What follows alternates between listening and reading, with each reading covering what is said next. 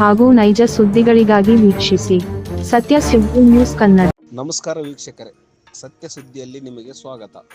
ದಾವಣಗೆರೆ ತಾಲೂಕು ಪುಟಗನಾಳ್ ಗ್ರಾಮದಲ್ಲಿ ಪ್ರತಿ ವರ್ಷದಂತೆ ಈ ವರ್ಷವೂ ಸಹ 79ನೇ ಸ್ವಾತಂತ್ರ್ಯ ದಿನಾಚರಣೆಯನ್ನು ಸರ್ಕಾರಿ ಶಾಲೆಯ ಆವರಣದಲ್ಲಿ ಶಾಲಾ ಶಿಕ್ಷಕರ ಹಾಗೂ ವಿದ್ಯಾರ್ಥಿಗಳ STMC ಅಧ್ಯಕ್ಷರು, ಸದಸ್ಯರು ಮತ್ತು ಗ್ರಾಮಸ್ಥರು ಎಲ್ಲ ಸೇರಿ ಸ್ವಾತಂತ್ರ್ಯ ದಿನಾಚರಣೆ ಕಾರ್ಯಕ್ರಮವನ್ನು ಆಚರಿಸಿದರು. ವರದಿ ಗುರುಸಿದ್ದಪ್ಪ, ಸತ್ಯ ಸುದ್ದಿ ನ್ಯೂಸ್ ಕನ್ನಡ, ದಾವಣಗೆರೆ.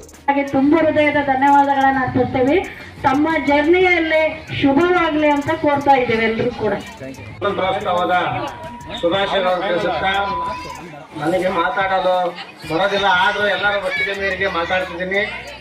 ಎಲ್ಲರೂ ಊರಿನ ಸಹಕಾರದೊಂದಿಗೆ ಈ ನಮ್ಮ ಶಾಲೆಯ ಒಂದು ಅಭಿವೃದ್ಧಿ ಮಾಡೋಕ್ಕೆ ಸಹಕಾರ ಮಾಡಿಕೊಟ್ಟಂಥ ಎಲ್ಲ ನಮ್ಮ ಪಂಚಾಯತಿ ಅಭಿವೃದ್ಧಿ ಅಧಿಕಾರಿಗಳು ಹಾಗೂ ಊರಿನ ಮುಖಂಡರುಗಳಿಗೂ ವಂದನೆಗಳನ್ನು ಅರ್ಪಿಸುತ್ತಾ ನನ್ನ ಒಂದೆರಡು ಮಾತನ್ನು ಮುಗಿಸ್ತೀನಿ.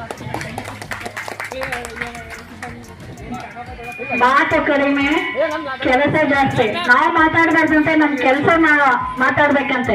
ಹಾಗೆ ಈ ವಾಕ್ಯಕ್ಕೆ ಅನ್ವರ್ಥಕವಾಗಿರ್ತಕ್ಕಂಥ ನಮ್ಮ ಸಿದ್ದಣ್ಣ ಅವರಿಗೆ ನಮ್ಮೆಲ್ಲರ ಪರವಾಗಿ ತುಂಬ ಹೃದಯದ ಧನ್ಯವಾದಗಳನ್ನ ಅರ್ಪಿಸ್ತೀನಿ. ಈಗ ಕನ್ನಡ ಸುದ್ದಿ ನ್ಯೂಸ್ ಚಾನೆಲ್ನ ಸುದ್ದಿಗಾರರಾಗಿರ್ತಕ್ಕಂಥ ಶ್ರೀ ಗುರುಸಿದ್ದಪ್ಪ ಈ ನಮ್ಮ ಕಾರ್ಯಕ್ರಮದಲ್ಲಿ ಹಾಜರಿದ್ದಾರೆ. ಅವರಿಗೆ ನಮ್ಮೆಲ್ಲರ ಪರ